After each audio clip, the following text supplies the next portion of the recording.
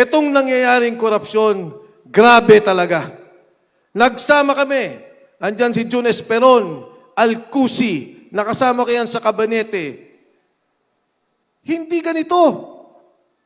Dati, bibigyan ka 70 million. Sasabihin sa'yo, 40 million local projects. 30 million para doon sa mga ayuda. Ilagay mo sa ospital, ilagay mo sa DSWD. Alam niyo ho, magkano ngayon ang pondo ng bawat congressman? 2 bilyon kada distrito. 2 billion pesos.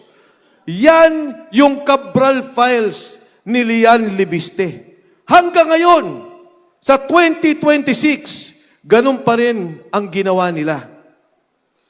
Kaya nga po, napasama ako dito, nung unang lumapit sa akin si Sergeant Gutesa, ang sabi sa akin ng kaibigan kong tagapamantasan ng Pilipinas, pakinggan mo, ipakilala mo kay Senator Marcoleta.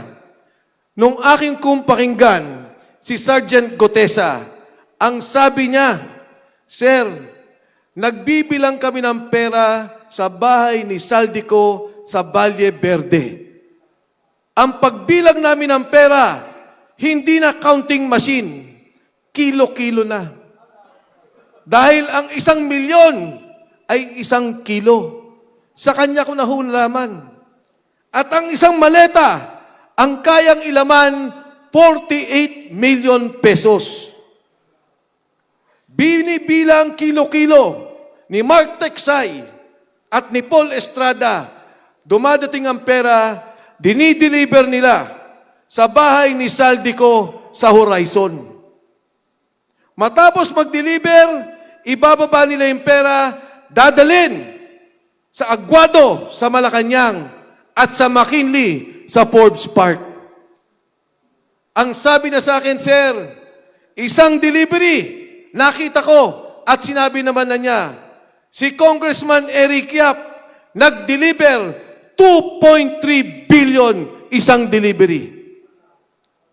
Nagulat ako. Sabi niya, maniwala kayo, sir. Pati ang media, nakita ko ang bigayan. Ang Department of Health, nagalit sila dahil may kontratang ayaw pagbigyan. Sabi nila, zero budget. Pero nung matapos umoo, yung Secretary of Health, binigyan ulit nila ng pondo. Hindi po ako makapaniwala sa sinasabi ni Sergeant Gutesa.